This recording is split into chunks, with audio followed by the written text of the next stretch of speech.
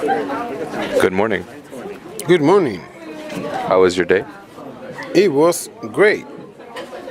Good to hear.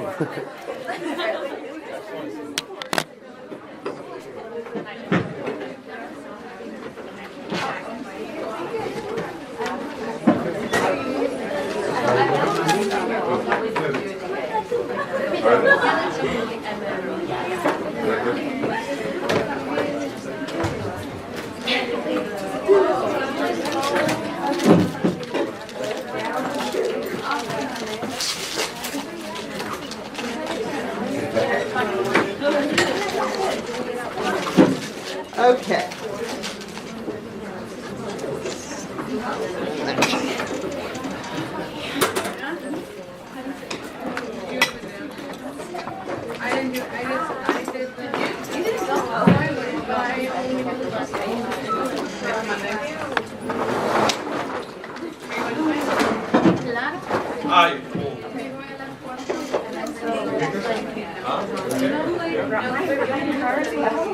Okay.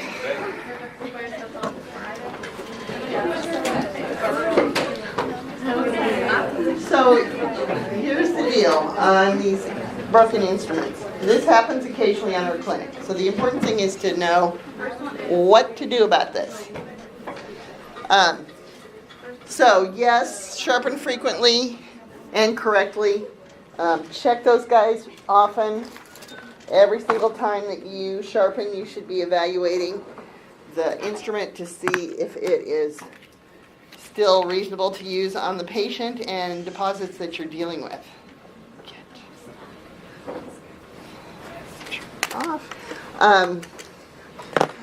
So if you're thinking, okay, this is still a good instrument for a patient that has lighter deposits and shallow pockets, then great. But you can still break instruments with that, with the easier patients too. How's the mic up there? Mic level's okay? Okay, good. All right. So if they are not sharpened very well, because we all get into habits, so one day you'll look at your instrument and go, oh, what happened to that? You happened to that. Slow down a little. And just keep track. You know, if you start having, and it's always like one particular instrument, one cutting edge at one end that you're just like, wow, I don't even know how I did that. But stop. So checking every time.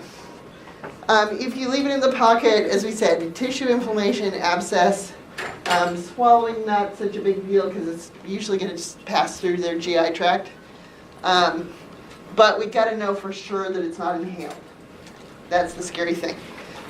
You can get a severe infection, usually a lung abscess. So if we can't find that thing any other way, we're going to at least take a good chest x-ray and make sure that it's not in there lung, and after that, whatever. So you've got to decide the location of the tip and the treatment. So, different offices will have different protocol. Wilkins, they're in the position of not wanting to say, oh, this is legally what you should be doing every time. They don't want to be saying that. California, fairly litigious. Yes? People sue a lot. My husband's a lawyer that sues people. Don't do crazy bad things to people. Just don't do it. And if something bad happens, keep talking to them. And guess what? 99% of the time they won't sue you if you're just nice to them and keep talking and try to fix it. But discuss with your dentist what that policy is. If there's no policy, it's just good to talk about it and figure out what are you going to do. So making sure that the tip has been removed is key. That's what you've got to do. So, if this happens, when this happens, it'll likely happen to you at some point. You're just going to stop the procedure, keep the retraction. Don't move the patient's head at that moment. You can tuck some gauze in there because you may need to be able to look through blood clots, for instance. You're not going to use your air water syringe, and you're not going to use your saliva ejector in that area. You could potentially move it to a different area of the mouth, but sometimes these little guys bounce, so be cautious about that. I usually can find them right away when it's happened to me, and so I just retrieve it, and then if I've scooped it out with a curette, I just then set it down on my little gauze, be able to say, wow, this little thing, in case they felt a little snap, because you would think it would be very noticeable, not everybody notices. Wow, I was really working to be careful and gentle with this tissue, and that instrument was a little extra thin, apparently, so here are the two pieces, it's all good, show them how they fit together, moving on. If you can't get it pretty easily, obviously you're going to have to tell them. You know, you can't fish around for 20 minutes sweaty and not tell them something. So, you can just tell them, well, unfortunately, this little instrument tip has broken. It's very tiny. I'm having a little difficulty finding it. We're going to do whatever you need to do next. So figure out what that is. So we're going to try not to use compressed air because we don't want to launch this thing across the cuticle and have it be lost somewhere in a corner, because that can happen. And don't use suction because we do not want this thing going down the pipes. So you're just going to retract, really look around the gingiva and teeth you are instrumenting. Sometimes if you have a particularly thin instrument, you may not even have noticed for a couple of teeth that your instrument tip broke. So don't just stop on the tooth you were just working on if you can't find it. So for me, it was off at a 10-11. That was like, oh, this is really great for these little skinny pockets. And then the last little millimeter or two would pop off, usually a couple millimeters. You're like, okay, well that happened two teeth ago. What was I thinking? So you won't always notice. Use really good light so you can visualize these as best as possible. You want to use a gauze square or cotton roll to kind of blot the tissue. If you're instrumenting in a pocket, lots of times you know how there's a blood clot at the opening of the pocket. So start with that. Put that on your, grab it with some gauze, and then you can kind of wipe that flat so you can look at it and see if there's that little piece of metal in there. If you can't retrieve it with gauze, see if you can do it with your cotton pliers, if it's large enough. So, if you can't find it on the surface of the tissue or easily in a pocket, I would stay with the patient, but get a floater to tell an instructor what's happening, so we can come help rescue you. Okay? So you're going to keep the retraction, you're not going to do a bunch of suction, don't lose your chance of retrieving the tip. We're going to get the magnetized retrieving instrument, that periotriever, and we will use that with you if we can't easily find it ourselves, just by exploring the pocket. Good to know lab homework's happening too. So if the periotriever is not available, you're in an office that doesn't have them, first of all, during that discussion of protocol, I would encourage them to get one or get a set. But if it's not available, examine the gingival sulcus. This is where you're going to just gently go in. We've talked about soft tissue curettage, opening the blade a little bit. It's that idea. Open the blade a little bit, scoop gently. Think about how deep the pocket is, be nice to the tissue. Don't work really firmly because you don't want it to get jammed into the PDL. And you're just going to carefully kind of explore across there and hopefully scoop that out of the pocket. So this is the periotriever, and they're made sort of like a neighbor's probe, and then just a little flat paddle guide for buccolingual. So this guy you can adapt intraproximally, and then this guy is going to be pretty much just facials that you can reach really easily. And it will grab the little tip. So that's what that looks like. If you can't find it through physical exam, you're just looking in there, then you're going to take the x-ray. So you're going to think about taking a PA. You want to try to get as many of the teeth you were just working on as possible, in case you, didn't notice right away it was missing. Use swab technique then to get specific location. And then, again, periretriever into the pocket next to the broken tip, and then you just have to really slowly remove it so it doesn't pop off the end. So it's just a magnet. Pretty powerful magnet.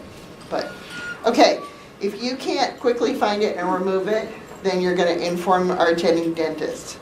So that'd be take the periapical, general location, take the swab technique, take another x-ray to find out the specific location. If we still can't find it, then what would we do? Panic? Probably a little. Oh, it's hard. Where is this thing? What else could we do to find it if we're not sure where in the mouth it is? We take some pictures. What kind of x-ray? Pano. Right? Because that's going to give us an idea of their whole mouth. Where is that thing? Sometimes they pop out of the pocket because of the leverage when they break. They're often in the buccal mucosa or the floor of the mouth. Hard part is if they're laying back and it lands way back near the last molar. It's like, don't swallow, don't swallow, don't swallow. So, if you can't retrieve it but you know it's in there, then that's when you're going to have to pay for a little surgery. Hopefully that never happens to you. Okay, documentation. Here you can take a picture of the broken tip that's actually matched to the shank, and you can put it in my packs. You can take a radiographic image of the site to confirm complete removal, and if you couldn't easily find it, and it took you a while, I would be taking this x-ray. And that is documentation. It's not there. See jury members? It's not there. And you're going to make notes about everything you did in the patient's chart. So here's the thing about being married to the plaintiff's personal injury attorney. So here's how I handle a broken instrument in an office. Retrieve the tip, show the patient. There were maybe, other than the one time where we unfortunately had to do surgery, I think that was the only time we actually had to take a radiograph, maybe once other than that. So we had films in the patient's charts. I made all the notes, but when I retrieved the tip, I actually showed the patient the tip, kind of my little gauze square. I did not throw that away. What do you think I did with it? Put it in the bag.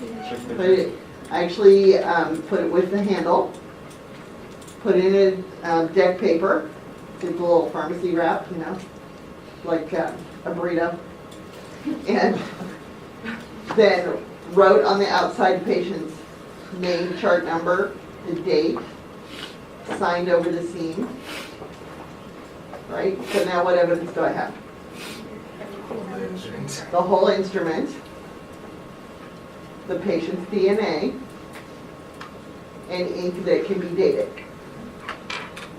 Right? And I signed over the seam of the wrap so that I know it hasn't been tampered with.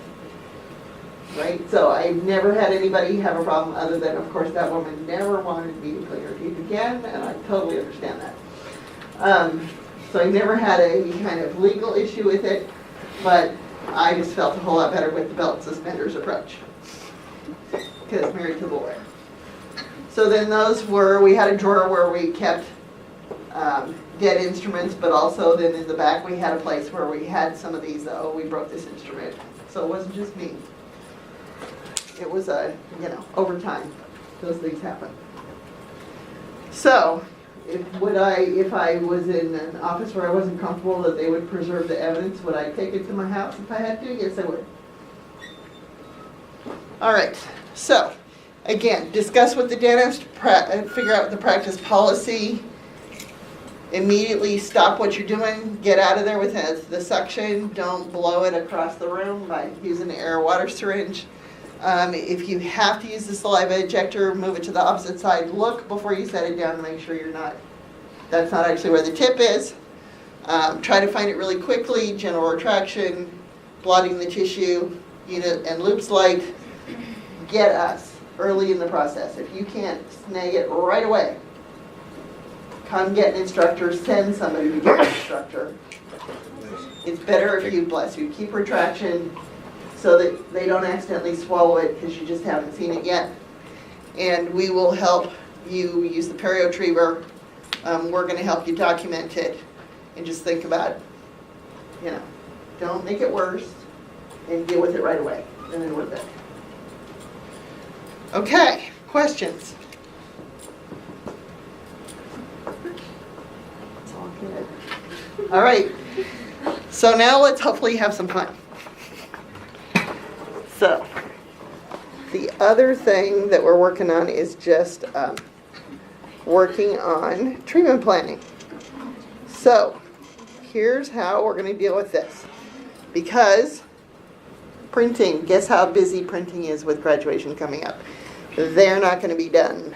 We thought they would be, and Barbara told me this morning it did not happen. So we did not have the laminated sheet. So go into Module 9.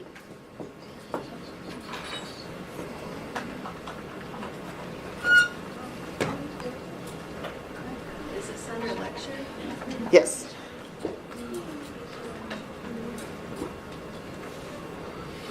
And we're going to open up this guy right here, which is this.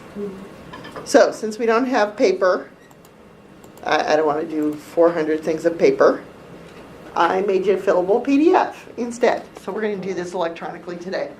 So divide up into your team groups. Go for it.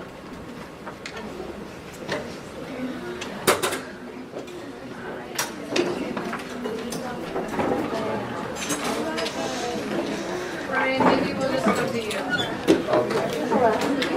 There's a lot of things over here. Unless you want to come up here. Oh, that way you're doing that.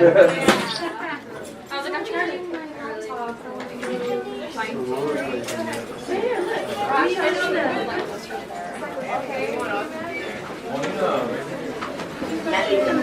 Oh, wait, but I think they're empty chair. Yeah, I'll move that.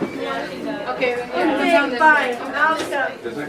Is that everybody there? I feel like that's essential.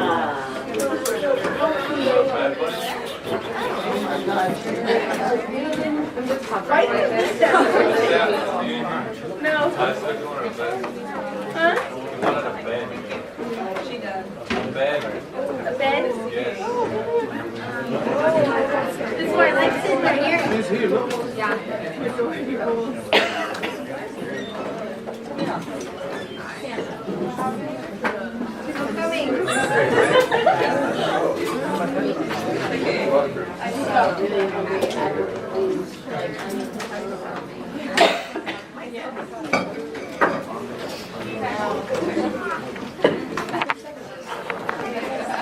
Can you grab this?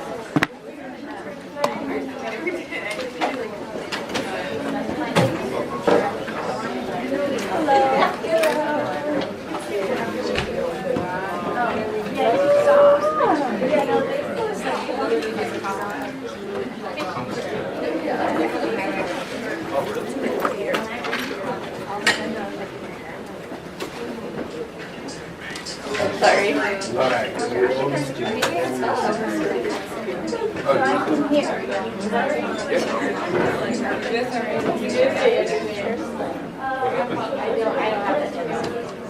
That's it?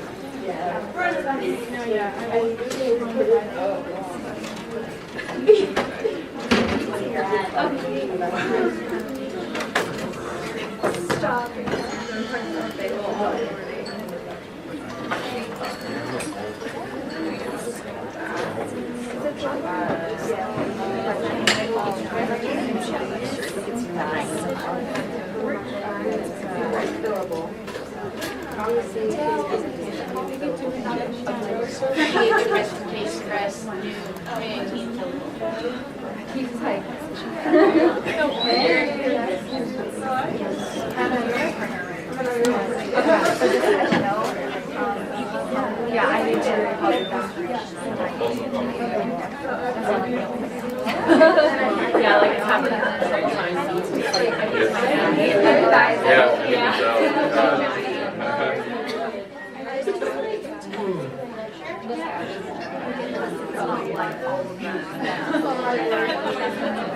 Okay, Here, come on this side. Because we're all like. so also download this guy, which is our new sheet for deciding what you're doing. Has that decision tree patient category.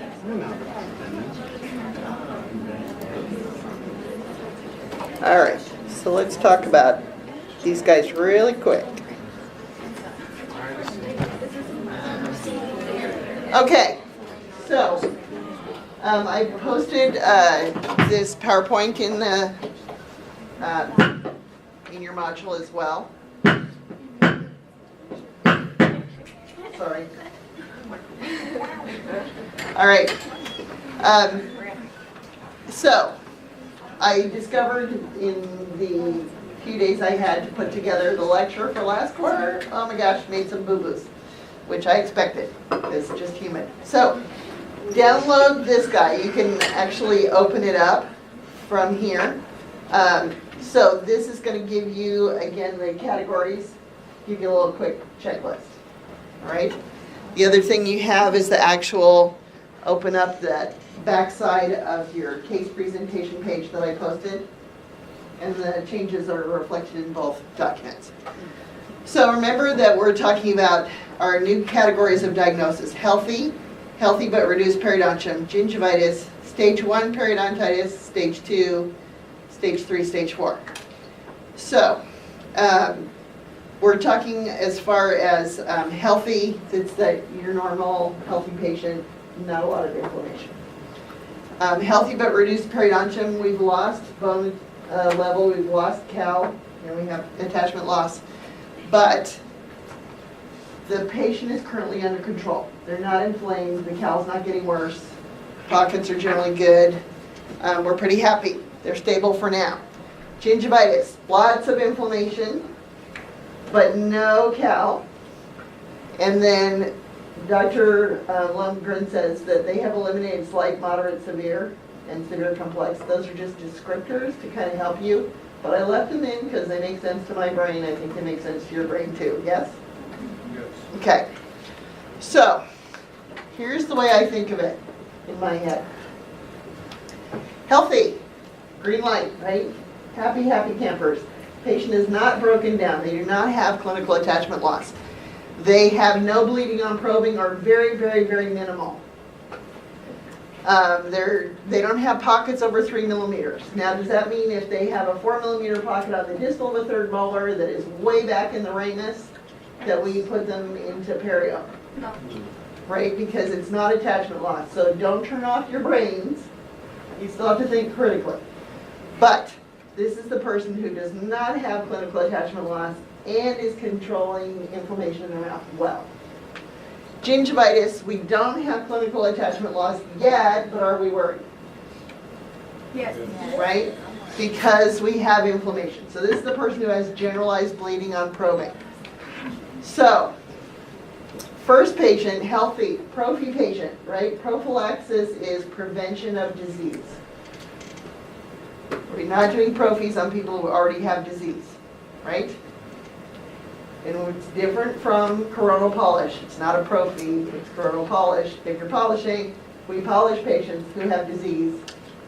Prophylaxis is the entire procedure, scaling, OHI, coronal polish, floss, the whole bit is prophylaxis. So gingivitis, this is going to be, if they're bad enough, the scaling in the presence of generalized moderate to severe inflammation. So this might be your orthodontic patient that, dear God, has 4 pounds of wire in their mouth and they're 12, so like as my orthodontist would have said, stand a little closer to the toothbrush, please. And I think you do know the fuzzy end goes in your mouth, right? So, this is the patient that may have a lot of calculus, but they still don't have attachment loss. But we have to get in there and do some extra work. So we're going to actually use this newer code proposed and researched and proposed by a dental hygienist, started at CDHA House of Delegates, getting input on it several years ago. and it's now nationwide. The American Dental Association reimburses for this code. It's really awesome. This hygienist did this for us. So that may take you even, besides just one appointment, may actually be taking a couple of appointments. You're just going to use the one code for it.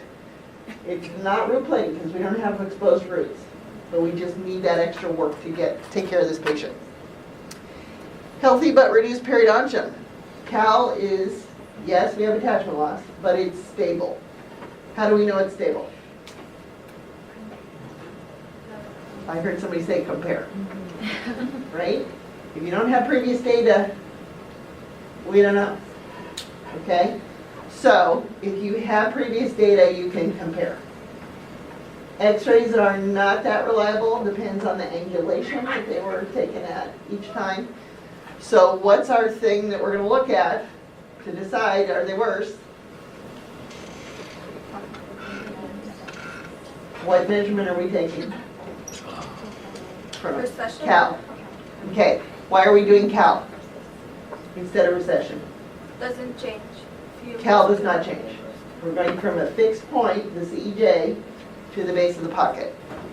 So if that number goes up, we know we have less bone, right? Whereas recession can go up and down. Depends on how swollen the tissue is. Did we do a graft? Right? So there's gingiva, but maybe not bone. Did the patient have a really deep set of pockets, but we did pocket elimination surgery, so we cut off the extra gingiva, so they have more recession. Doesn't mean they're worse. It means they're easier to clean, usually, and same count, hopefully. Okay, stage 1 periodontitis. Oh, sorry, healthy but reduced periodontium. No bleeding on probing, because that tells us about inflammation, right? Cal tells us, where are we now? Inflammation tells us what? We have disease. What status is the disease? Or gingivitis. Active. There's inflammation, it's active. So that tells us about the future, right? Probing pocket depths, Cal, all that is past. That's history.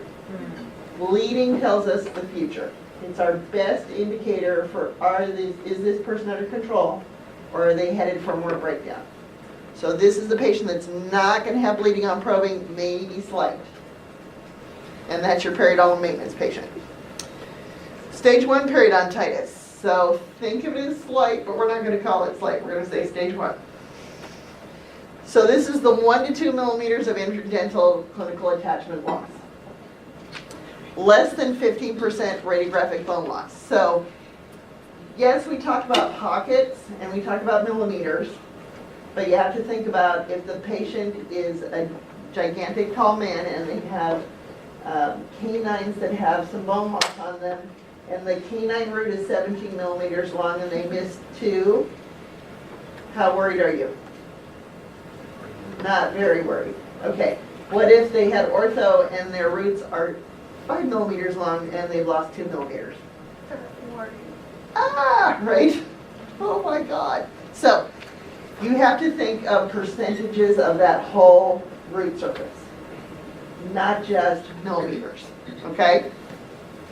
So, this patient that's not under control, they may or may not have calculus. That's very significant. Am I more worried or less if they don't have much calculus? If they're having a lot of inflammation? More worried. Why? Then what's causing it? Right? You're having this big inflammatory reaction. What is happening here? I'm not seeing deposits consistent with this amount of inflammation. Okay? So the classic would be the patient who actually has a systemic disease, and we, as I've told you before, diagnosed a couple patients with leukemia in the time I was at the periodontics. Because, oh my gosh, overwhelming inflammation, very little deposits that would account for that. Okay, so slight, 1 millimeter or 2 interdental cal, which is different from recession, from abrasion, right? So we're thinking this is caused by plaque, biofilm, and so interdental cal about 15%, mostly horizontal. So something that's relatively treatable and accessible. So this is our root planning, sextants or quads, and we're also always going to do a periodontal reevaluation after, yes? Because we have to see. So did that work? Maybe you are the patient who has something fishy going on in your health history, and we need to know, did we actually take care of their disease? Are they taking care of themselves? Right? Did we educate them and help motivate them? You can only lead them to the water, you can't make the horse drink, right? But hopefully we led them to the water and we persuaded them that they should be motivated enough to do that. Can somebody have, instead of systemic disease, with clenching? So we can talk about that, remind me when we get to stage 4. Okay. Okay, stage 2. Now instead of 1 to 2, we're talking 3 to 4 millimeters interdental cal, 15 to 33%. What's 33%? Well, how much of the root is 33% in 1/3. fraction? 1/3, okay? So if you're having trouble picturing that, 33% is 1/3, 15 is about half of 1/3, about a sixth. Does that help your mental process a little? Okay. So, mostly horizontal. We haven't lost teeth due to periodontal disease. Not too many crazy things going on. Might be some type 1 or class 1 furcation. Right? Little tiny guys. Stage 2. This is what I think of as more moderate. We still, though, can probably root plane, sextants or quads. Again, we're going to do a perio eval. I have a question. And this is our policy at school that in hygiene and in undergrad we can treat stage 1 and 2. Yeah. How do you decide if the teeth were lost to periodontitis? You have to look in the chart, or you can ask the patient. They If they don't know. may be kind of reliable, maybe not. And that makes it a little challenging. I just had a patient, I don't know. I think it was cavities. Yeah. It was a patient that looked like it was probably meth mouth, so like the perio was probably coming at him, but the caries won the race, right? Okay, stage 3, severe is what you're going to think. We're not going to say severe, we're going to say stage 3. More than 5 millimeters interdental cal, more than a third radiographic bone loss. Okay, so this is, when you think a third of the tooth on this stage 2, that's going to be definitely down on the root trunk. But maybe getting into early furcations, this is definitely going to be getting some furcations. So, class 2 to 3 furcations, often up to 4 teeth lost due to perio. And then this is where we're going to refer them to the periodontist. So most general practices, if this comes in the door, bye-bye, you're going to go see our periodontist friend. We do not want to be responsible for dealing with this. It's going to take more care to control this disease. So that's what this is partly based on. How much do we have to do to control this disease? Stage 4, same stuff, only now mobility, class 2 to 3. More than 4 teeth lost to perio, less than 20 pairs of teeth remaining, severe ridge defects, bite collapse. As they lose posterior teeth, they lose vertical dimension. The anterior teeth are not in great bone, they start flaring out. Absolutely referring to this person to periodontist. Need a lot of help here. You're often going to be, if they are able, working with a prosthodontist to try to retain the teeth you can and restore what you can. Is the scary patient that's going to wind up with implants, but they already had scary bad things happening. So it's challenging to make things work. So my first job in dentistry was as my orthodontist assistant, and we had a prosthodontist downstairs, and we had the periodontist that I eventually worked for worked together pretty often. They would determine which teeth they could save. They would do ortho. They would do the periodontal treatment to get them under control. They would do ortho to set up the teeth as ideally as they could for the restorations, and then the prosthodontist took over as far as restoring the mouth, and us over at the periodontist, eventually, that was me. Okay, let's take care of all these bridges and crowns and eventually implants. Okay, so mobility and grinding. So bruxism can accelerate bone loss. It's not going to start it, but it can accelerate it. So one of the things in a periodontal exam, bless you, is that they're going to check many periodontists, and they should be, for interferences and occlusion problems with the patient's bite. Because we don't want them to be pounding on a tooth that has compromised support, because it will actually make the bone loss accelerate. It's not going to start bone loss, but it'll make it worse. And so that's often what this patient, that stage 4 person, is dealing with. They have so little support left, then as soon as they eat, it's going to cause some mobility, and it's going to cause them to snowball, to go down the hill faster. Okay, so this is all familiar now, yes? This did not change. Is this making sense? Anybody confused at all about that? Follow the arrows around. Right, and walk you literally through the diagnosis. Okay, so that's staying the same. Do we have attachment loss, yes or no? Do we have inflammation, yes or no? If, generalized, localized, all that kind of stuff. So that's really helpful. Okay, so now look at the categories again, that paper you pulled up, or that document you pulled up, which is the back of your case presentation page. So the other thing we're checking all the time when we redo these is, has anything changed in the way we're going to medically evaluate your patient? And so yes. So last year, the American College of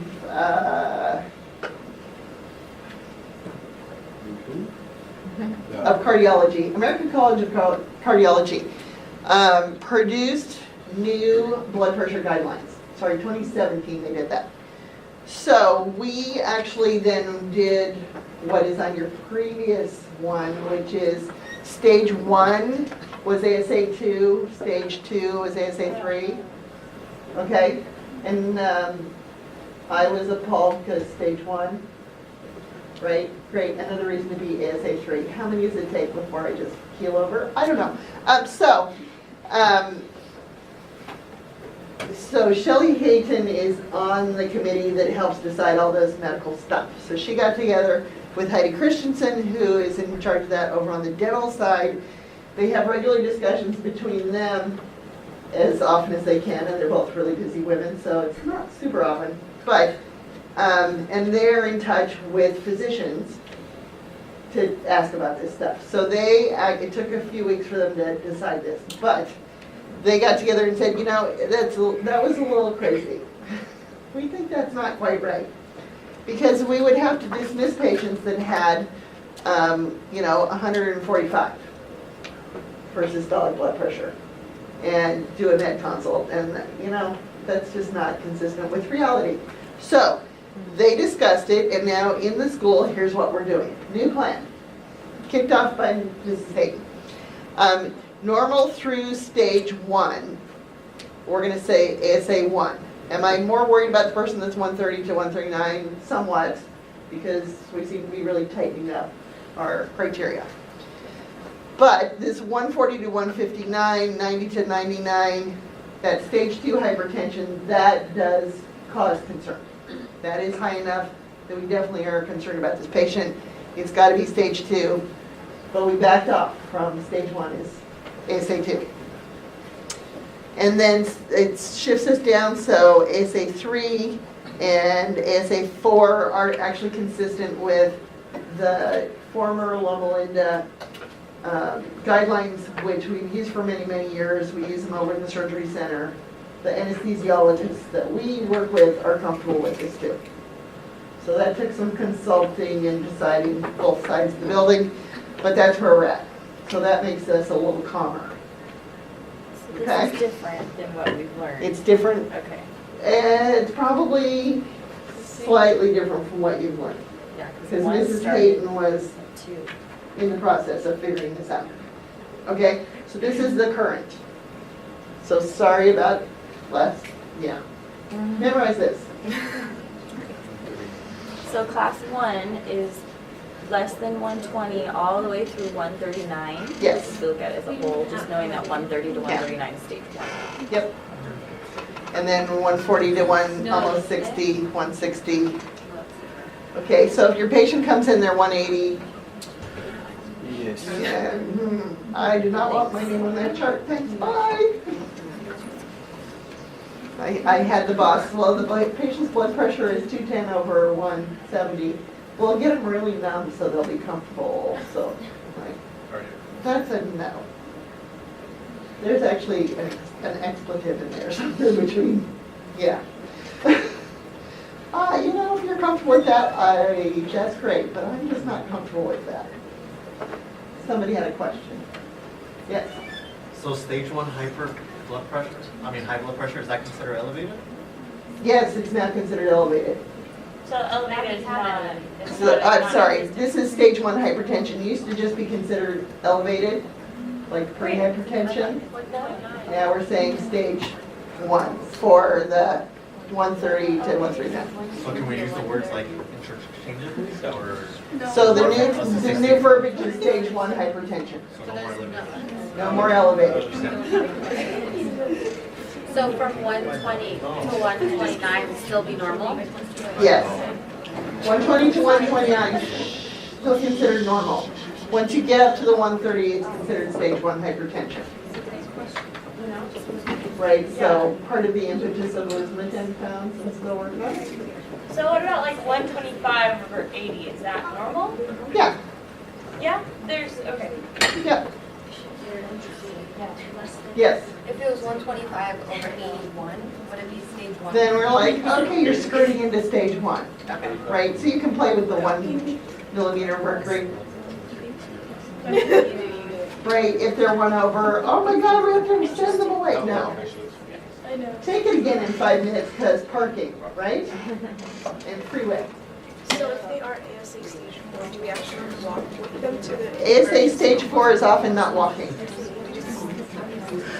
And they're unlikely to be in your chair, So just refer them to... okay? But if they're there, then we're referring them. And usually I'm on the phone to their doctor. So the doctor who I love was not dismissive of me, oh, you know, those hygienists, they're kind of crazy. No. I called the front desk. The gals up there like, oh, hang on for just a minute. Let me go talk to Dr. Smith. Dr. Smith sent them back to the phone and said, you tell Mrs. Jones that we have a room waiting for her. Don't sit down when you come into the reception area. Right? So, and I told her, you're going to drive calmly and carefully over there. I don't remember, it was like 185 over 110. Right? Calmly and carefully over there. So they swooped her in the door. She said, I came out with a stack of lab slips this high. They kept her there. They actually injected her with magnesium sulfate to bring her blood pressure down to a safe range. She left with the prescriptions and the lab slips. And she's the one patient who's come back and said, because she was mad I was sending her away, really, really, really mad. My doctor told me to thank you for saving my life. I love it. Happy to do that for you. So she had had a silent heart attack because women, right? She's caring for an aging parent who was in hospice. So eating terrible, not sleeping, no exercise, stress to the max. And so blood pressure was totally out of control. That was the tip of the iceberg. Type 2 diabetes, silent heart attack, cholesterol, triglycerides through the roof. She wound up reversing a lot of that within a few months. Because it was the wake-up call, like, okay, this relative is going to pass away, and then so will you. So, you know, at our weekend at CDHA, they talked about put your oxygen mask on first. I'm going to tell you, you're going to wind up being caregivers, mostly women. May change, guys. You may have more flexibility in your job so you can step up too. You got to take care of yourself first. So you have the oomph to take care of the person you're taking care of. Okay, so does this make sense? Sorry you have to recategorize that in your head. All right. Okay, on your case presentation page, pull that up. The front part that you actually fill in and present to your instructor. So under perio, you'll see that there are the boxes under there. Under periodontitis, on the right-hand side, right above planned interventions. You're going to see stage and you're going to see grade. So you're also going to see manifestation of systemic disease and necrotizing, NUP. And then there's a line before that, or a line right after that, which says drug-induced allergic reaction, restorative, and other. Okay, so let's talk about that. So, systemic disease, what kind of systemic disease? Diabetes, Cardiovascular disease. Maybe some cardiovascular. not so much cardiovascular disease. What's the one I talked about? Leukemia, right? Down syndrome. So these are things that are still in a separate category. Why? Because either they're just a symptom of the disease, they're a manifestation of that disease, unrelated to biofilm. So it's not the patient has a bunch of biofilm in calculus, it is the disease is causing inflammation that's causing the destruction. Necrotizing periodontal disease, they kept that as a separate category because they feel like the pathology of that is separate enough that it requires separate treatment. So this is a very treatment, what do we have to do to fix this patient or control them, treatment-based program. Abscess of the periodontium, different kind of deal. We have to treat that a little differently.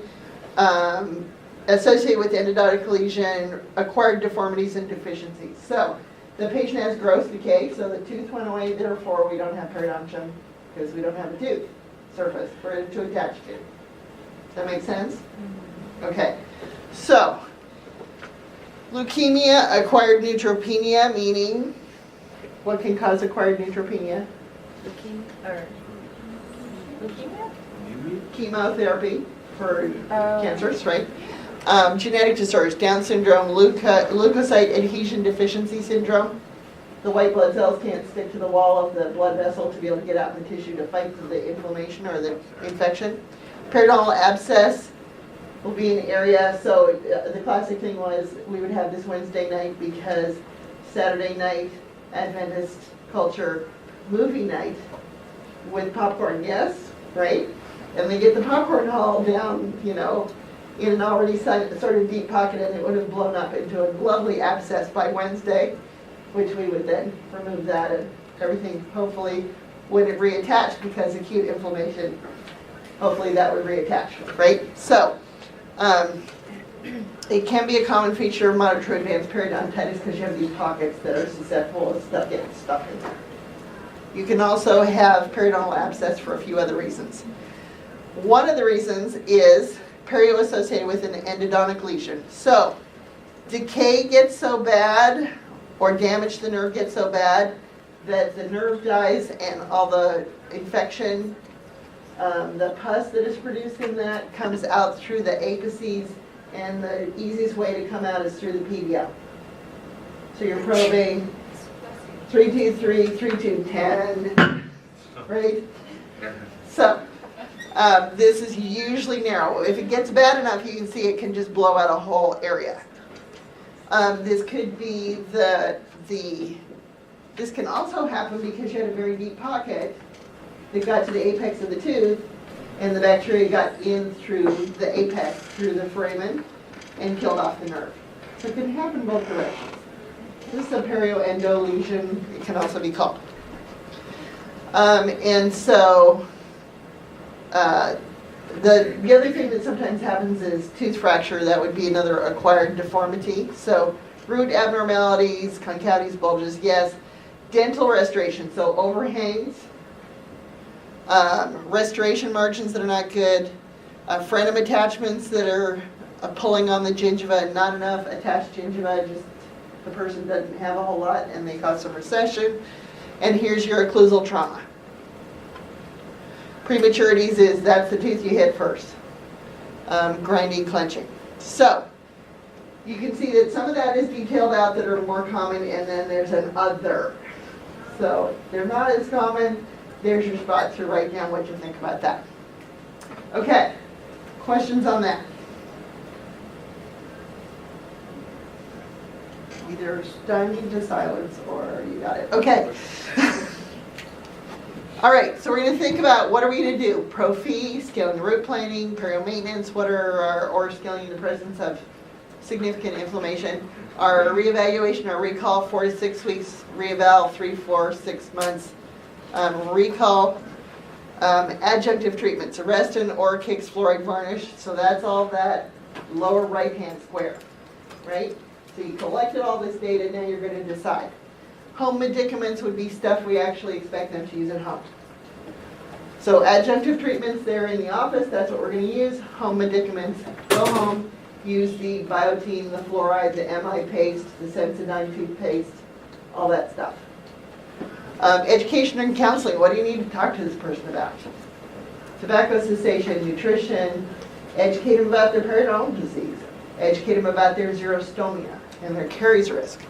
And then home care OHI specifically, what are you going to recommend as aids? This is going to probably take you multiple appointments, right? If they have any significant disease.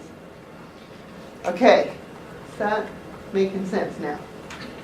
That's the big thing that changed on this form is that section, the perio diagnosis. The gingivitis stayed pretty much the same. Same idea in the gingivitis, they're going to be extra cases, or extra things on there. So necrotizing ulcerative gingivitis is a different enough entity. It needs different treatment. That's why that's still in there. And the non-plaque induced, so anything that is not actually caused by plaque, by biofilm, that's inflaming. So hormones, things like that. Okay, let's see. So you have your, here's my cheat sheet, right, of the categories and everything. And here's my, okay, I can fill this thing in. Now hopefully we're going to have some fun. Do you want to take a 3-minute bio break? Yes, do that. See you at 10:18.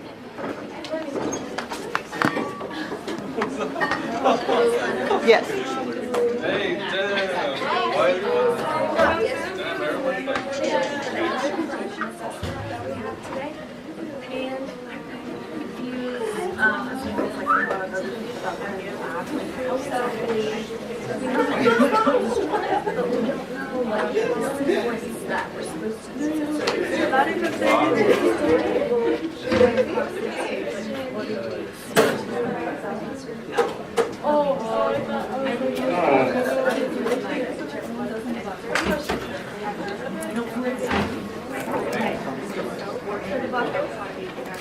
ExamSoft, I hate you right now.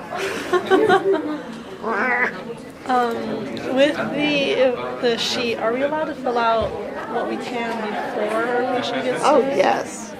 So, like, Remind me to say that. okay, because I know my patient is coming in tomorrow. Excellent. So I was going to fill out Absolutely. most of it, hopefully. Yes. Okay. Absolutely. Because that saves So time. remind me to, yes, remind me to talk about that. Okay, thank you.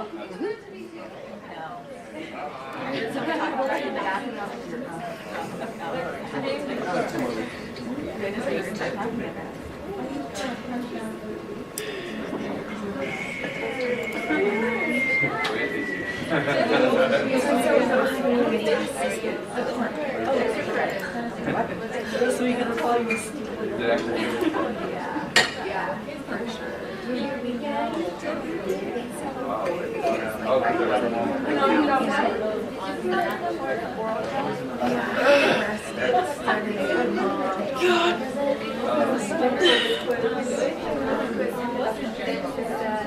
Evaluating files. Here's what I think is reasonable to evaluate. What against the two? Really good.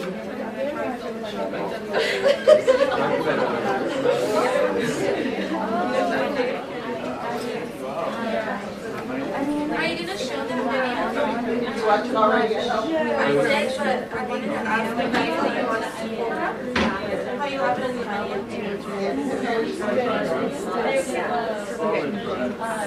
Yeah, and it's a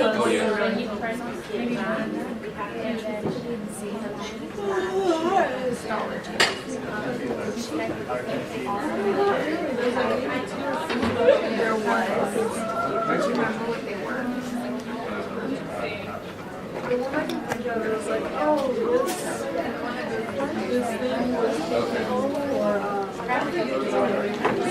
thought it was gonna be really cold, and I have it is cold in here, but we have these on underneath, and I'm gonna be doing the skills assessment like sweating.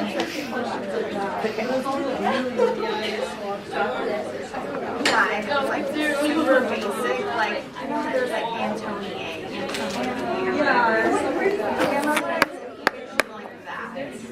So like Yeah, that she says. Like, but if it's like, oh, the cell looks like this, I'm just gonna brush over it. Something she focuses more on clinical presentation.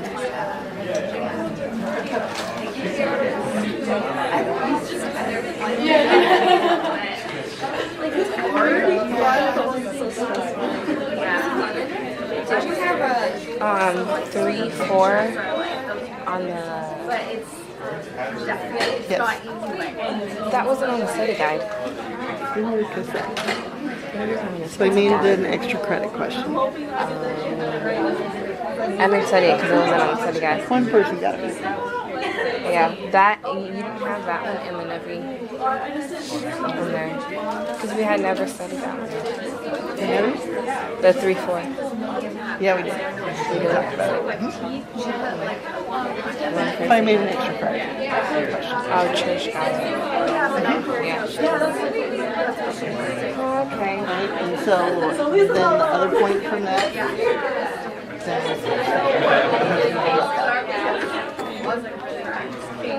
no matter what crazy thing they thought it was, many people got that second credit. Yeah, I thought it was 15, 16.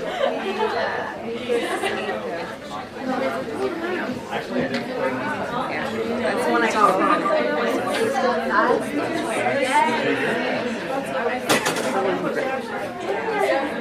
Like overall?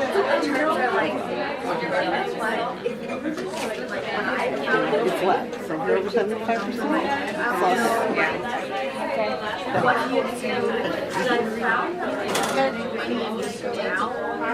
and then like comparing like all the similarities. okay, can you have let folks know to come in? You know, reactions, so like highlighting so that I know that there's multiple terms.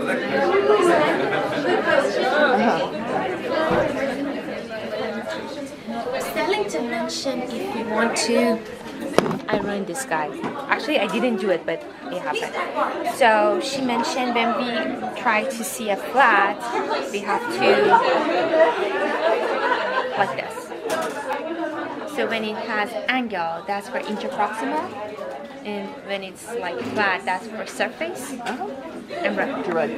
Got it. Yes, surface. Thank you so much. Angle, that's for interproximal. Got it. Okay. Can you hear me?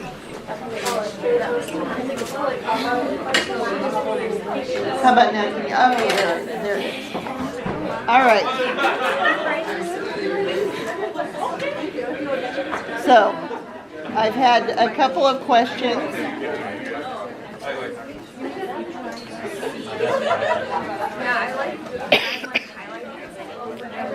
So, I've had a couple of questions. Yeah, it's not. It's a short. How about now? Okay. Okay.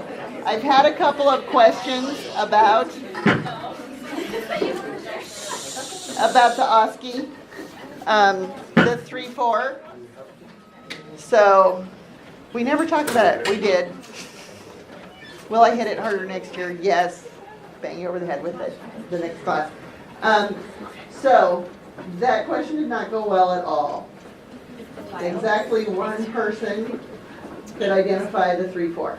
So I made it a bonus question. No, the 3-4 universal Langer. Oh my god. Okay, so I made it a bonus question. So here's the thing, there were 2 points in that question. That's why it went from 45 to 46 and then back down to 45, or to 47. So over 75% of you got the second half of the question correct. Which end? So that answer, I couldn't separate out, you got that as a bonus point. So, almost, I don't even remember the question. it was, what is this instrument and where would you use it? And I had 4 zillion answers. I had 1 Langer 3-4. So that person got 2 points and most of the rest of you got 1 extra bonus point. Was it fill in the blank? Or It was fill in the blank. I feel like we don't have enough time at each station. Especially by the time it was, because some people started before and some people started after. I thought I was, and some of them were like sharpened down a little, so it's kind of hard. I left a note when you said Some how of are you those doing? sharpened Down. weird. Yeah. Okay, I'll go through them again. I did replace a chunk of them. I thought I got all of them. Can we retake it? Are we retaking it now? No. I'm just saying, like, is that? So, here's the thing. If you're, was like, okay, nobody's below 75%. Oh, it turns out there's not a retest. I thought there was a retest. There's not. We're not retesting that. So, lab, 75%, satisfactory, all good, right? Okay. Yeah. Did your blood pressure go down like 2 millimeters of mercury? Okay, good. Okay. The other question I got was, can we take our case presentation page and fill it out ahead of time? Yes. Please. So in addition to the health history paper from Ms. Hayton, which you're gonna on your own for that this week if you have a patient tomorrow, then also go ahead and fill out what you can from the patient's chart, and especially if there's somebody you know, take a look ahead of time and fill in everything you can. Awesome. If you are, I would not put patient identifying information on it, just like no patient identifying information on the paper health history part. If you need to see them for another appointment or they're coming back, they canceled today, if it's still clean, you can just take it to a photocopy machine. If you have contaminated it, you're going to carefully put it in a headrest cover and copy it so you have that information to continue with. Right? Why reinvent the wheel? Okay? Okay. So going over to lab. Did you know you can open 2 tabs of Canvas? You can go between classes. So somebody had a question about the videos. Hopefully. I have a question about the 3A, but We'll get there in a minute. So, here, this is about grading. Evaluating files. Here's what I think is reasonable to evaluate. Direct surfaces, maxillary anterior, these work really nicely. Flat against the tooth, really good modified pen grasp, which are very stable. Vertical stroke, you're going to retract or use the mirror as appropriate. You're going to be able to show me that you can tap and you can do a reasonable stroke on there. Also, mandibular anterior. I was not the cinematographer for this. Over. so now you sit at This 4. direction for. Assignment 12 for this one. Around at 8 o'clock and do the facials. Okay, so 8 or 4 For what? if you're trying to face the patient, 12 o'clock if you can reach Okay. more easily from so you there. can do either one, it's up to you. Either one. Okay. Yes. I was practicing these yesterday and I was really struggling with using this file on Mhm. the palatal On the palatal surface. surfaces away from me. So think of it as direct palatal, and I usually, dear God, the wiring. Sorry, I'm going between the ankle and the short and the wire. Usually 12 o'clock is where I'm comfortable for that. Okay. And then the fulcrum, you can see I have to be a little bit cheated down a little bit to get low enough. Right? You're not even moving. Yeah. Then there were strobe lights in there. We don't know what she was doing. Okay. So, be up on top of the incisal as much as you can and have a good stable fulcrum, but you have to cheat a little bit with the handle to make this guy work, especially to me, the buccolingual one. So these buccolingual files, you still do buccolingual or facial and lingual on the mandibular arch with a good fulcrum and a good grasp. And for your medial distal files, you should be able to adapt nice and flat. So this would be the vertical stroke, so standing up tall. So I'm on top. Vertical strokes work. Because you're going to adapt as vertically as you can, remembering that you're going to have to lean a little bit for your contact and do some good controlled strokes that way. You may also be asked to demonstrate. Now I'm more towards the facial. Strokes, and the difference will be that your fulcrum. Ooh, sorry, Dramamine. Facial surface. Yeah. And you'll be able to stack up your shank, your hand, your finger bone, and rock off of your facial fulcrum. So that would be the smoothing the CEJ, breaking up the burnish calculus stroke. Yes. So you're going to ask us to do a horizontal stroke? Yes, because that's what they're good for. You said to remind you about the people who have two files. Okay. We'll see if we can achieve that. We're running out of time to do our great fun stuff, so. But I know you're freaked out about this. So you're saying to go to scale from point A to point B. Are you expecting us to start with 10, 11, and then? We're going to just look at Neighbors Probe, 3A, files today. That's it. But like, in what sequence do you want us to use the files from? We're going to tell you surfaces. Okay.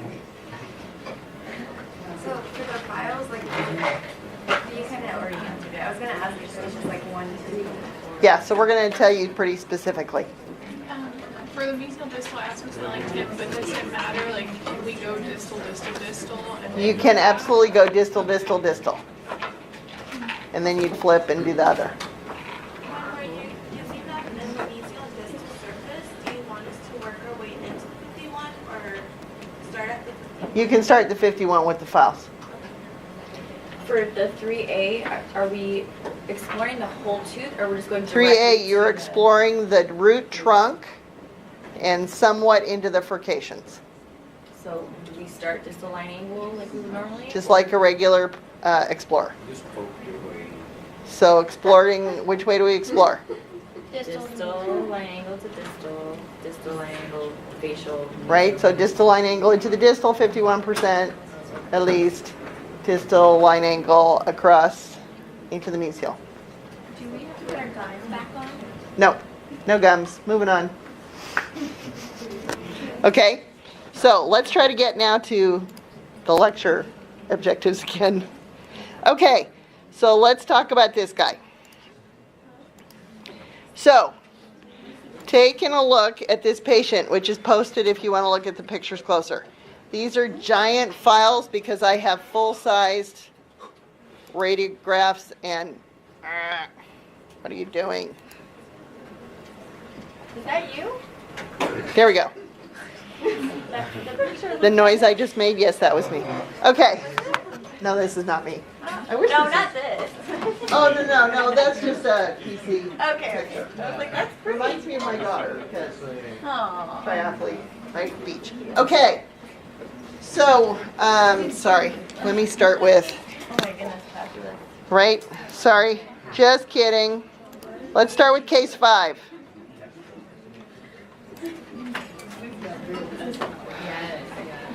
Okay, so case 5, open that guy up if you want to, otherwise just look up here. So, what are we thinking? What do you think of prophy? I love that. Why are you thinking prophy?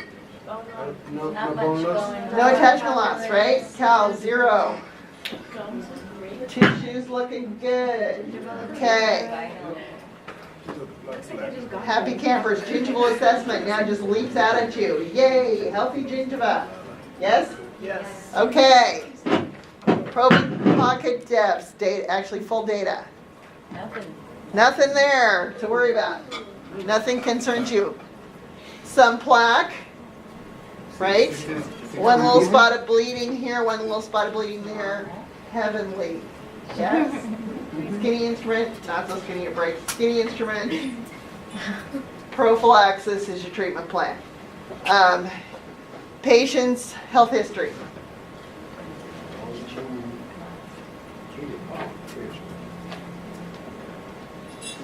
What's leaping out at you? A1C7, what do we think of that? It's a little high. A little high. Okay. What else? You got diabetes. Are we good with 95? Fasting blood glucose? It's not supposed to be Under under 100. 100. 95 happy campers, yes? Okay, so that was last week. Vitals, Good. right? Weight, height. She's Are you happy? Yes? Okay. Chart entries. This is a preview of your OSCE next quarter. Here's what happened last week when we did all the data collection, because I have to have data for you because I don't have 41 patients, right? For you to examine. Here's what happened last week. What happened last week? Everything was normal. She ate good breakfast. She's ready to go. Right?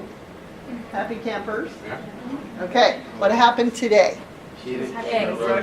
Yeah, she didn't. No breakfast. Headache, irritable, or agitated.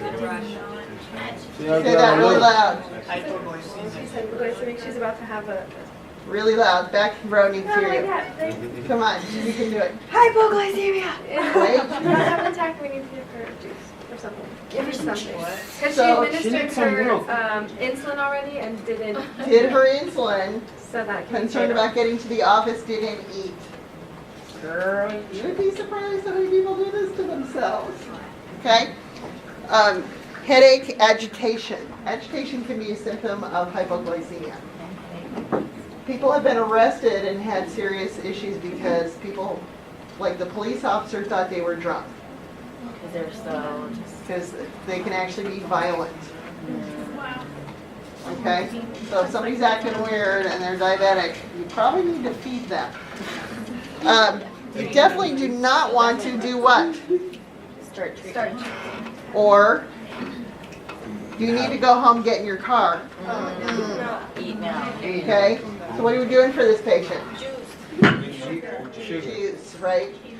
If they have their test kit with them, which they should have, if they are insulin dependent, we're going to wait till their blood sugar is high enough that they can drive without killing themselves or someone else.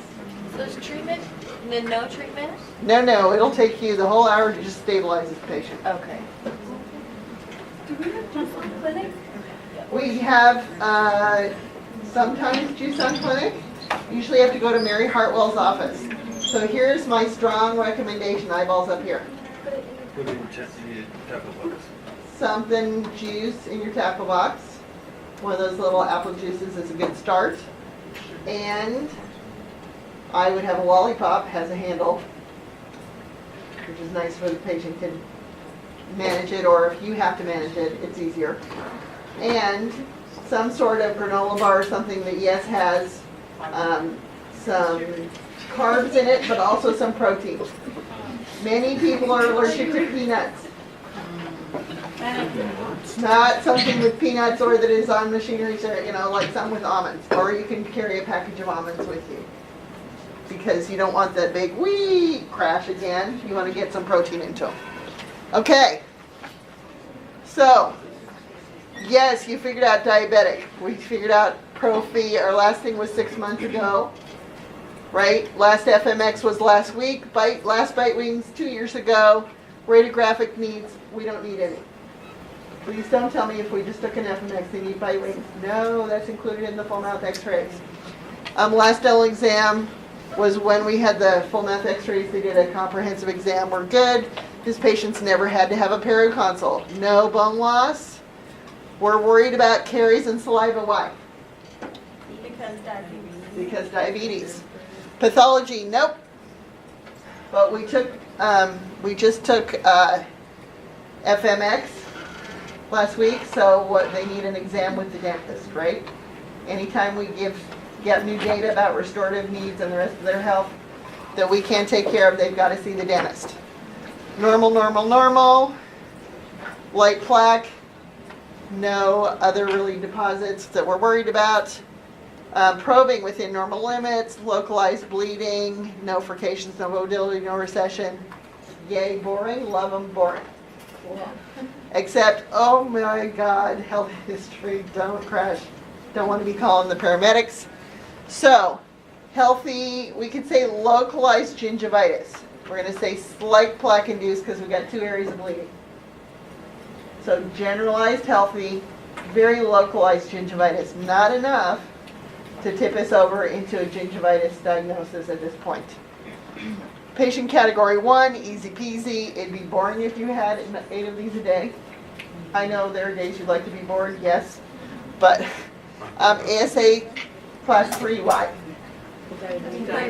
Anybody who's insulin dependent, right?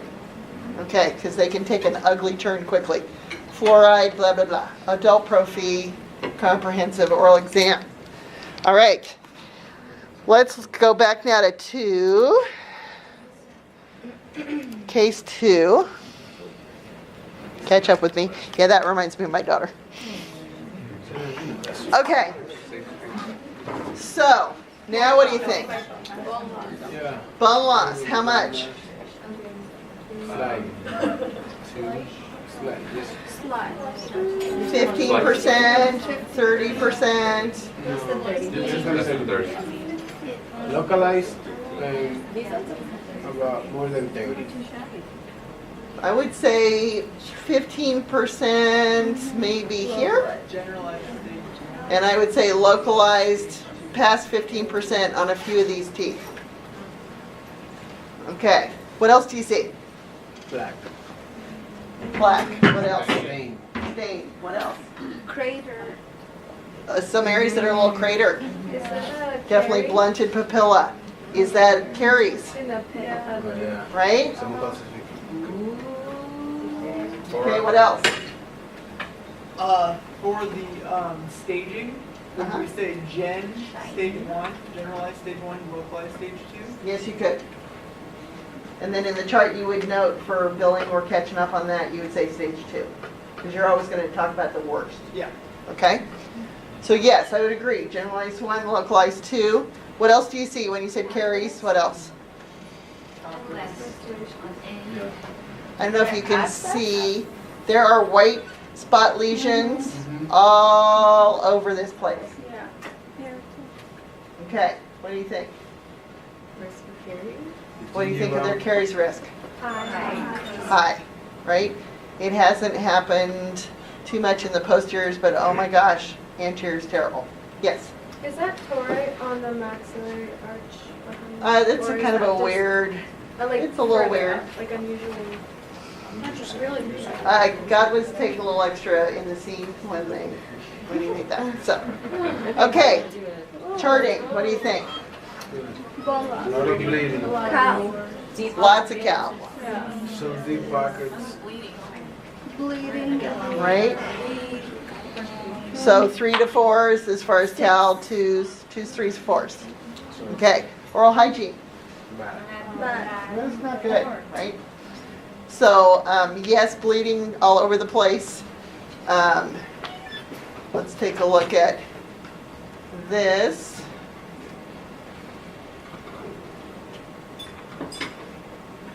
What do you think? Smoker. What else? What meds? Pain relievers. Soma is a muscle relaxer. Norco is what? Painkiller? Yeah, what kind? Opiate. Yeah.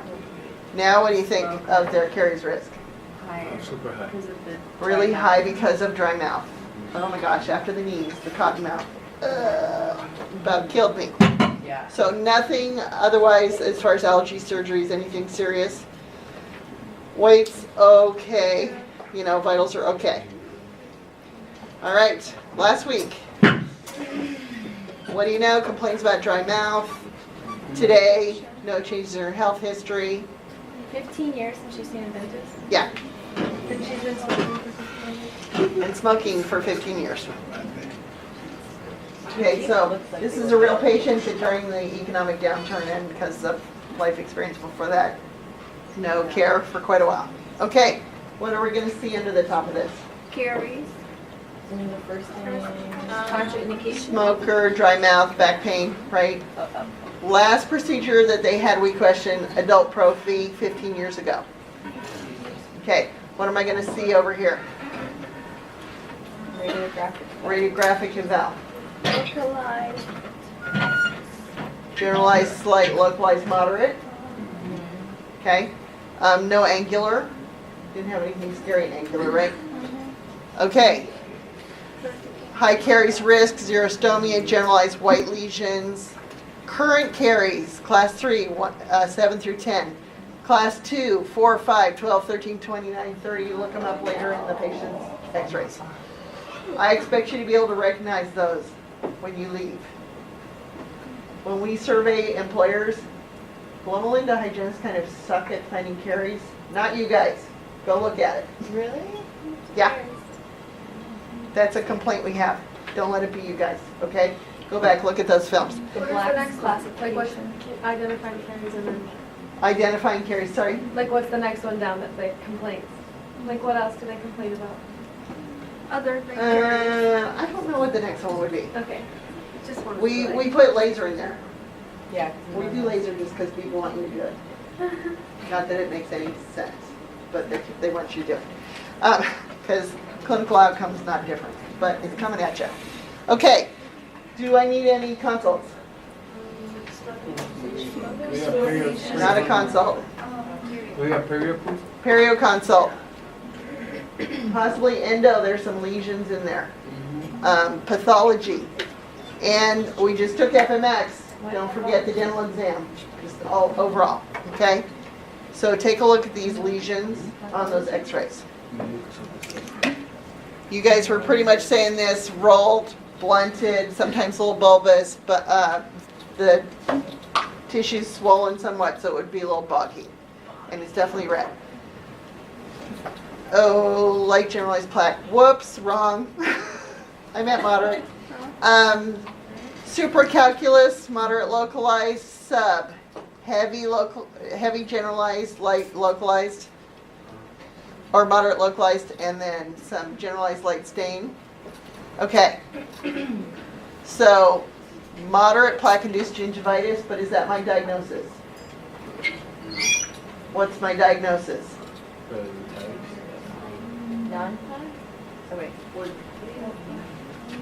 What's my diagnosis, AJ? Stage. Like, we're doing staging? Yeah, Oh, so. Stage 2. stage 2, Stage 2. generalized. Localized 3. So we could say 1, 2, we could say 2, 3. We could argue about it. It's about 3 to 4 millimeters of cal. So that pushes us stage 2 and 3. Okay. ASA 2 because why? Smoker. Right, here's our assessment of that.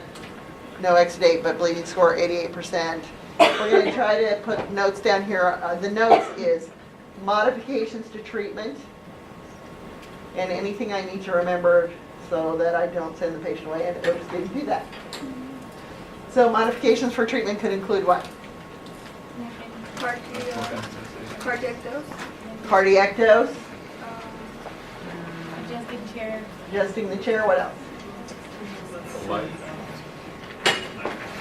So much light. Are we doing planned interventions?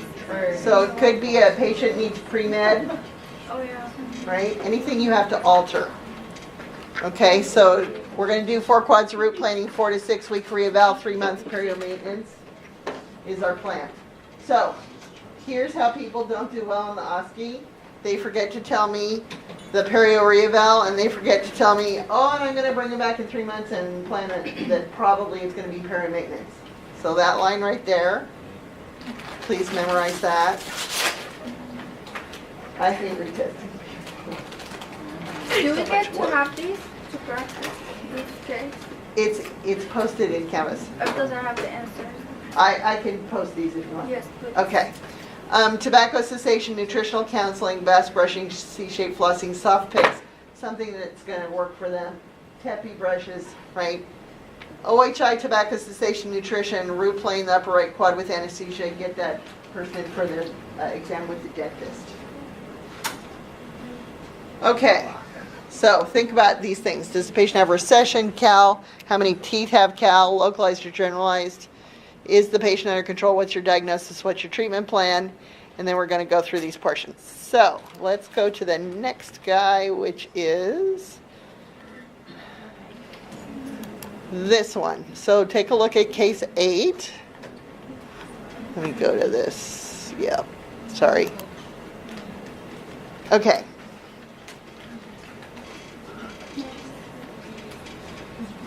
All right, what do you think? Generalized furcation. Furcations, bone loss. Definitely bone loss. Recurrent caries. Restorations. Is it cervical care? So definitely some Class 5. class 5 composites, little scary edges here. Okay, but keep in mind now this is 2 years ago. So what do you think of their condition 2 years ago? That's how I got better. Not too bad. Not horrible, but not good. Tell me about this right here, right? If we can see it that big, what is it? Type 2. It's a 2, probably a 2. Here's a mesial furcation, probably. Okay, so, yes, 2018 AAP classification, what do you think?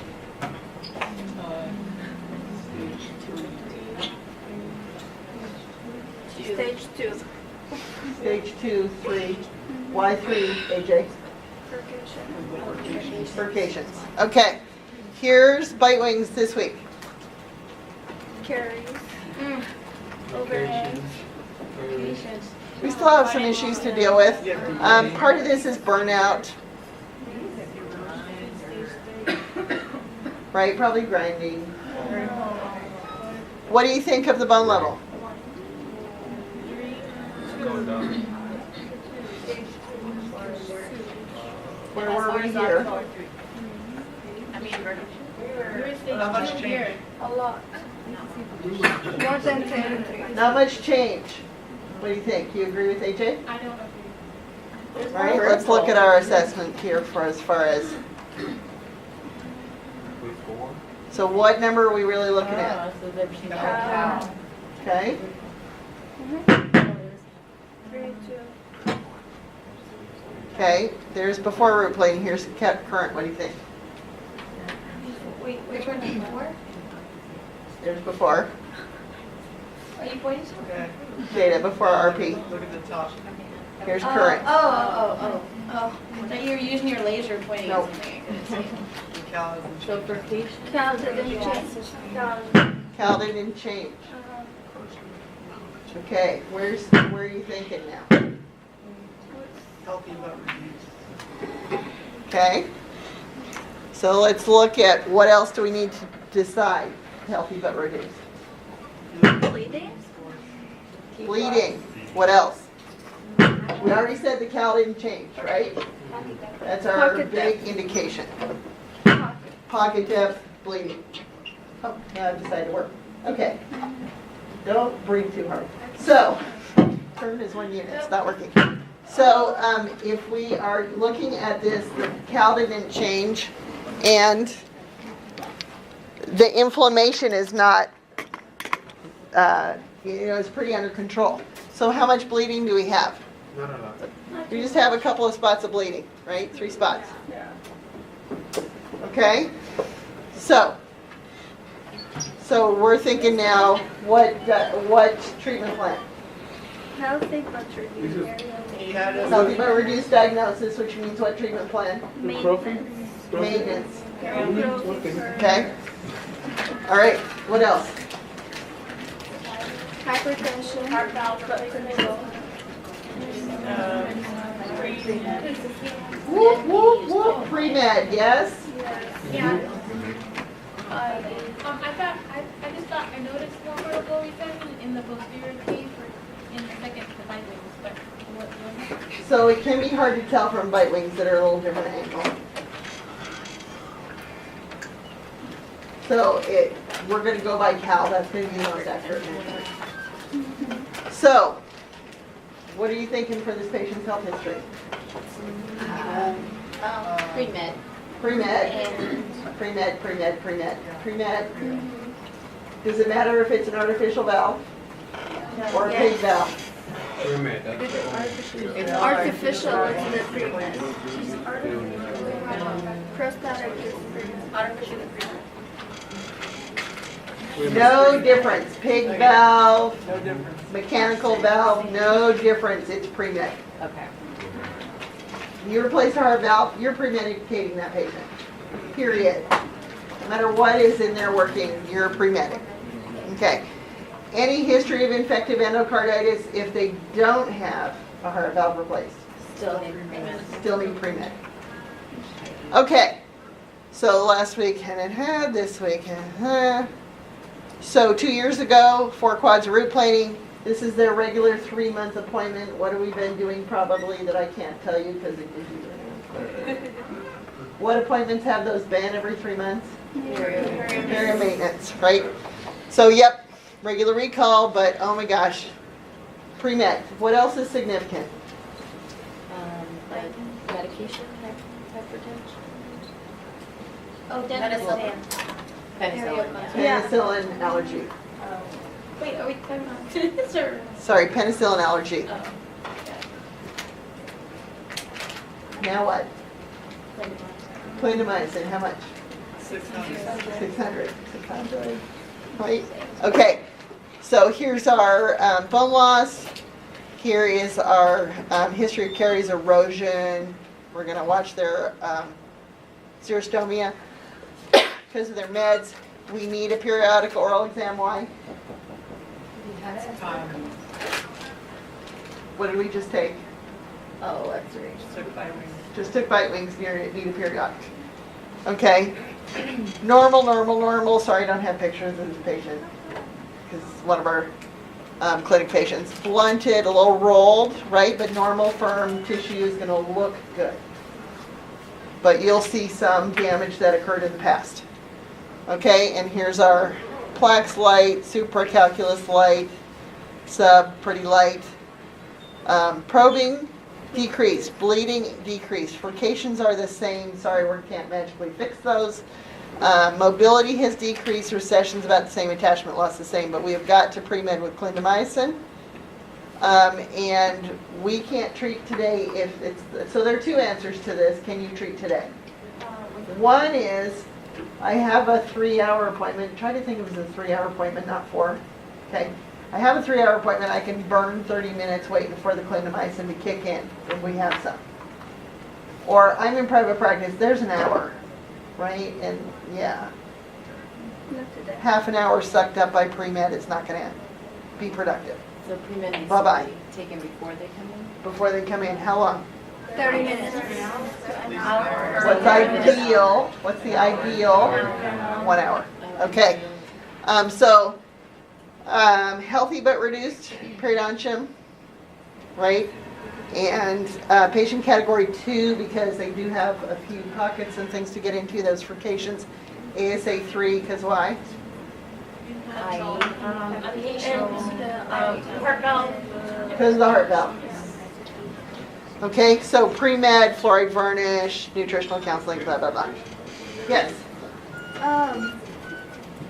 Never mind. If you every 3 months, they can just take the antibiotic before they come in. Yes, if you see them every 3 months, they should have a prescription Okay. from you or their physician, cardiologist, general physician. There's no controversy about this. Do you need a med consult for this patient to decide what to do? No, you're smart people, you can decide this. You're just gonna go down the hall to the doc and go, Mr. Smith forgot to take his pre-med today, and he's out of his prescription. Do they take it after too, or just the one? Just the one dose. Questions on this? Is it feeling better? Yes. Right, now you've seen enough people, bodies, this makes sense. When we have a patient come in and we decide that they need pre-med, Uh-huh. do they, so let's say we know a patient coming in and we look at their chart beforehand, and we see that they need pre-med, they've never been in before. Uh-huh. Do we tell them to come in and then just leave after like the prescription is written? Or do we just, So if you head it off before the patient has to drive here from God knows where, yeah, right? What's the first thing that you could do? call Call who? the Call the patient. Don't forget to take pre-med. Do you have you been pre-medicated before? I see this on your health history. Do you have some of that medication? If not, please see your physician and get that filled and take it beforehand, Okay. right? Don't drive here for who knows how far and then be It's a sent new home. patient, and we don't have their information until they come So a in. new patient, new information. They may or may not. So when we were universally pre-medicating everybody who had joint replacements, like, what is with you as the orthopedist? You're telling the patient they need pre-med, write the script. Right. Why are we going through this? You told them they had to have it, so just make sure they have it, right? Or they wouldn't tell them, but then we phone or whatever to do the consult. Of course they need pre-med, right? So, in written, so they can remember in the drug fog that you told them, because drug fog. Dilaudid, basically heroin, don't make any decisions on Dilaudid. Personal experience. So, absolutely, if you see things beforehand, and we want to look at our patient's charts beforehand as much as we can, make those phone calls, head that off, because there's nothing like the crabby patient who came 2 hours from Palm Springs because traffic wasn't good to get here and have a hard time parking, and now you have to send them home an hour later. Okay? So, does this new form make sense? I know it's tweaked, but it's the same basic idea. Is it feeling okay? Okay. I think, Barbara said, she thinks next week you'll have the dry erase. By next quarter, you'll have the dry erase. So, print this off. Summer, we'll hope it's summer. So you'll have sheet protectors for the ones you have right now. Yeah. Okay, so go print these, replace them, and we'll move on from here, and then as soon as we get the dry erase things or the, whatever we call the laminated sheets, we'll get them to you. Thank you very much. Try to remember a bit. So see you in lab at your appointed time. If we start at 1, either at 1 or either at 12:45. Be there at 1. Be there at 1. I'm okay. So